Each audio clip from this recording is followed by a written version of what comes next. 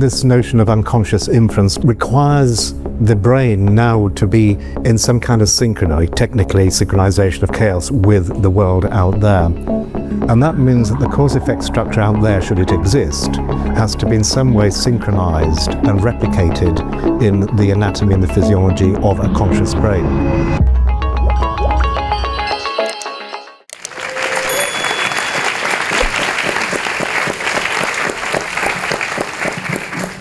Good afternoon. The nature of human experience, or consciousness, has divided thinkers for centuries. Hume sees it as nothing more than a bundle of perceptions, denying the existence of a self, holding them together. Kant thinks that sensation has to be organized through concepts for there to be experience. You might think that science had settled the matter, but there is still the same dispute present among neuroscientists as well.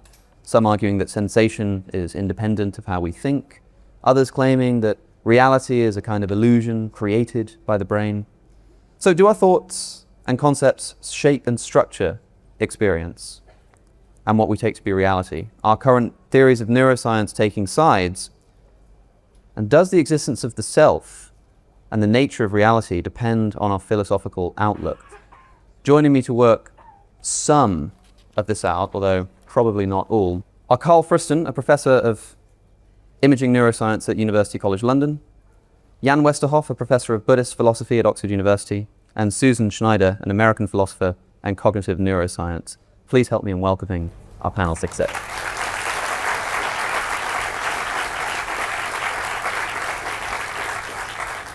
So our first theme was supposed to be the question of whether we interact with reality directly, whether we have direct access to the world around us, or if it's somehow filtered through our perceptions. And sitting backstage, we all realized that there aren't many people who do think that we directly experience reality exactly for what it is, and that our brain or mind is at least doing something.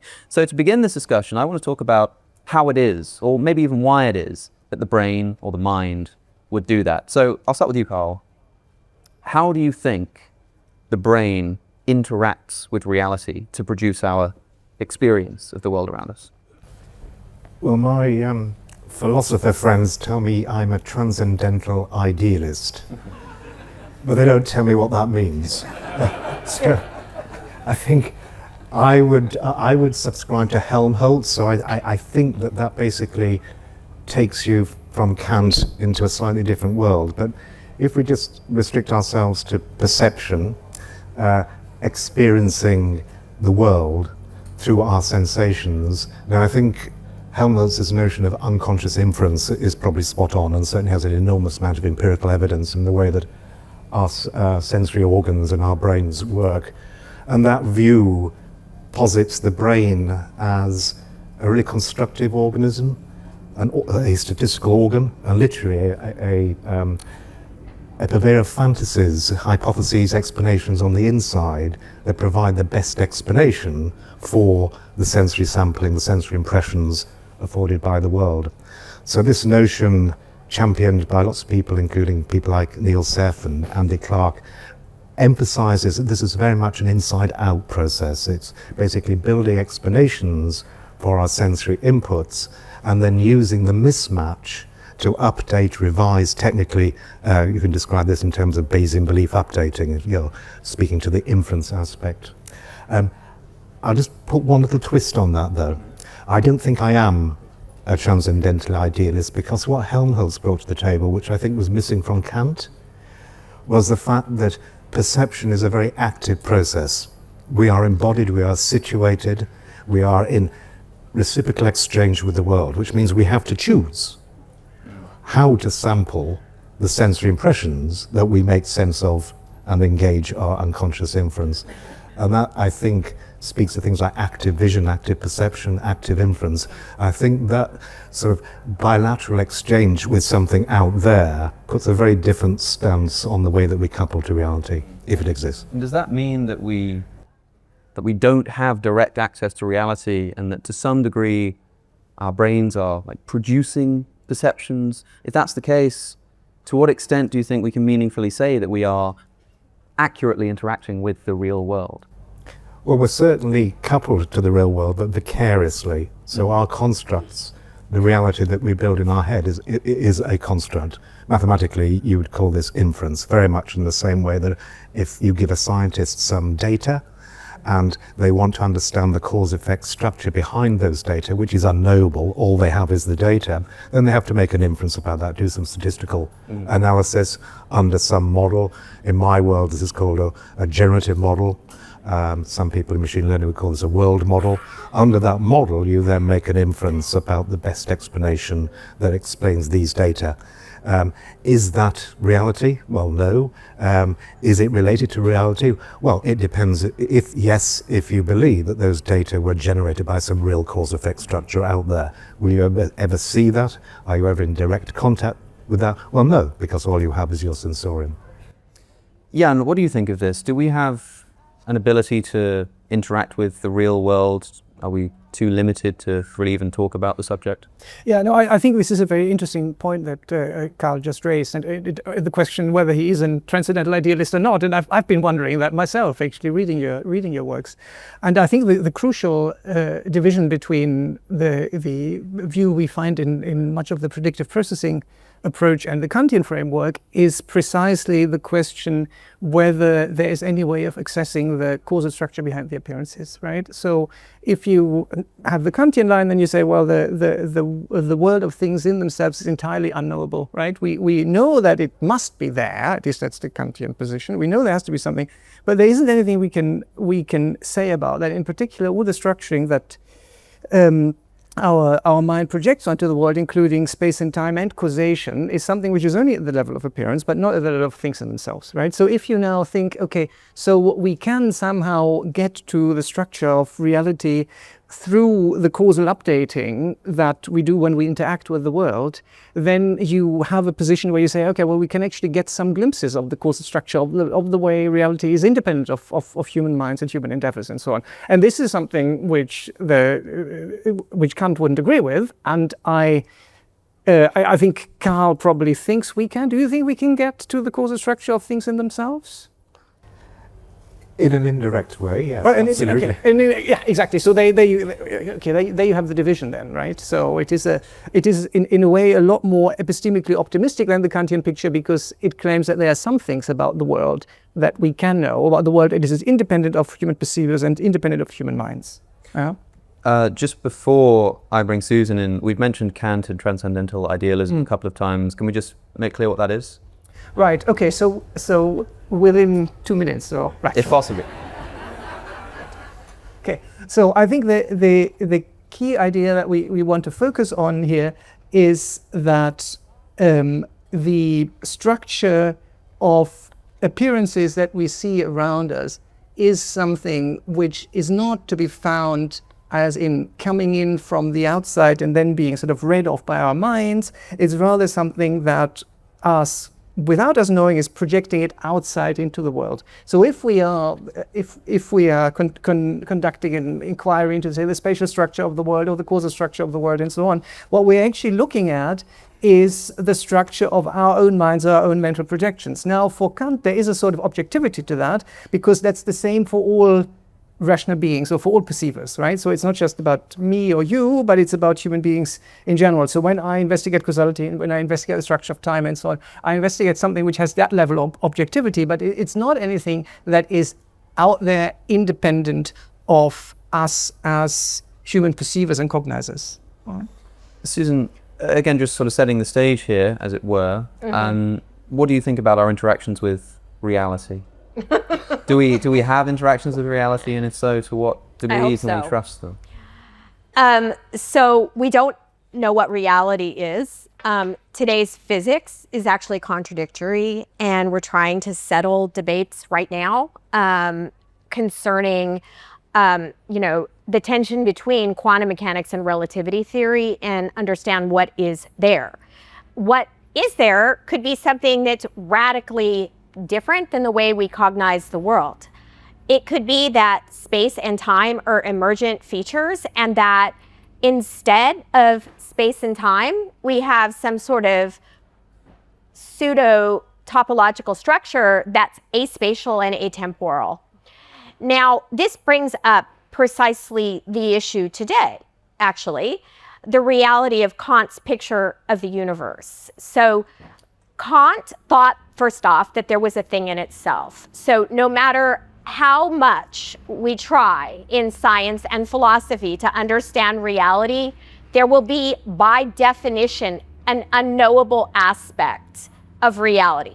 I'm going to set that aside today because it could be true, sure, but I think there are other fish to fry as well here. And Kant also offered something quite incredible. He thought that we had certain structures of reason that limited our capacity to understand reality. So even setting aside his unknowability component, he thought our concepts of space and time and causation, God, and substance were all innate, and that they were there because we had innate structures to the brain. Now, Hume repudiated that. Now, I think it's important that we try to figure out what our cognitive limits are, especially in a world where we're creating machines that may one day think of the world very differently than we do. I mean, we already know they think very differently than we do, and they could actually rival us in intelligence. And we will need to be able to judge the claims that they make. And also, we will need to be able to understand fundamental physics. And Kant would say we wouldn't be able to understand fundamental physics to the extent that it is aspatial and atemporal, because that would go against the posited structures of reason. It's quite philosophical here, and one of the themes that we're discussing today is about the impact that neuroscience might be able to have on this question. Some people look at scientists studying consciousness and see them as essentially studying the brain and prodding around and finding interesting things out about the brain, but not actually moving the needle very much on consciousness, on why it is that the brain doing those particular things is correlated with experiences of the world. Susan, to what extent do you think the question of consciousness is a neuroscientific question, or is that just about the brain? Oh, no, it's not just about the brain. I'm brain friendly. Consciousness could extend beyond the brain, though. I mean, maybe one day we'll augment consciousness. I mean, the philosopher Andy Clark has had an extended mind approach, and some of the adherents to that approach even think consciousness could be augmented. And I look toward neuroscience to try to uncover an account of the neural basis of conscious experience, because we know consciousness is implemented in the brain. Now, that doesn't preclude, however, all sorts of philosophical views, surprisingly. So, for example, you could even be a substance dualist and see there as being an intimate connection between the neuroscientific details of how consciousness is embodied and still be a substance dualist. And similarly, you can be a panpsychist. Now, panpsychists, they say that all of reality is fundamentally conscious. Now, that might seem funny, but believe it or not, a lot of people who used to adhere to physicalist or materialist stories, even neuroscientists like Christoph Koch, for example, are actually panpsychists. So I think the kind of word on the street, like if you debate this stuff daily, which some of us do, is that you can let many flowers bloom. It's not as if the role of the brain is being repudiated by people who seek non-materialist positions. Karl, what do you think about this question about neuroscience as studying the brain rather than studying consciousness? Do you think that neuroscience can get at consciousness itself? Yes, I think it can. I think there are a couple of points which have come up which will illustrate how you can use neuroscience to tie down some questions. So we were just talking about the cause-effect structure of the world and how that may or may not have any bearing on the cause-effect structure of our brains, the neuroanatomy and the physiology in space and time. I think one interesting notion here is that this notion of unconscious inference taken into the inactive and extended domain via active inference requires the brain now to be in some kind of technically synchronization of chaos with the world out there. And that means that the cause-effect structure out there, should it exist, has to be in some way synchronized and replicated in the anatomy and the physiology of a conscious brain. And that means that you're installing a version of that reality. Now, that version is not the actual reality. This is not truth pointing. This is just getting good enough explanations and understandings with your structure in order to account for your sensory exchange with the world and your active exchange with the world. So there's no truth pointing here, but there is a synchrony and a resonance. And this, you see this notion emerge throughout the history of, not philosophy, but say cybernetics. So things like the good regulator theorem simply say that to exist in a world requires you to be a model of those controllable aspects, which means that if you now look at the anatomy of your brain, you should be able to discern some aspects of the cause-effect structure in your lived world. And my favorite example is the fact that the anatomy of the brain can be macroscopically or loosely described, certainly the back of the brain, in terms of the ventral, the bottom half of the streams from the visual part of the brain being concerned with what things are, the ventral stream, and the top half being concerned with where things are. Now that tells you immediately that this brain came from a universe in which there were objects. And furthermore, knowing what an object was didn't tell you where it was, and knowing where something is didn't tell you what it was. This is a purely statistical information cause-effect structure, and particularly in independence, that now becomes evident in neuroanatomy. So, that was one very, very simple example. There are a whole host of other examples that we could dive into in terms of the actual process of consciousness. But I just wanted to conclude. Perhaps I should conclude there. Well, plenty more time yet, and perhaps we can hear about some of those. I did want to ask Jan, you're a professor of Buddhist philosophy at Oxford. I don't know if you have strong views about the impact of neuroscience on the brain, but I am interested in whether you think that, at least in like the modern Western understanding, that all is explained through a scientific method that crops up in the Enlightenment in Europe, is missing something with its agnosticism or ignorance about Eastern traditions. Well, I think that actually that question connects in an interesting way with the problem of the self that we've had. To continue watching this video, click the link in the top left or in the description below. With a free trial, you can enjoy the full talk and thousands more. Thank you for being part of the conversation.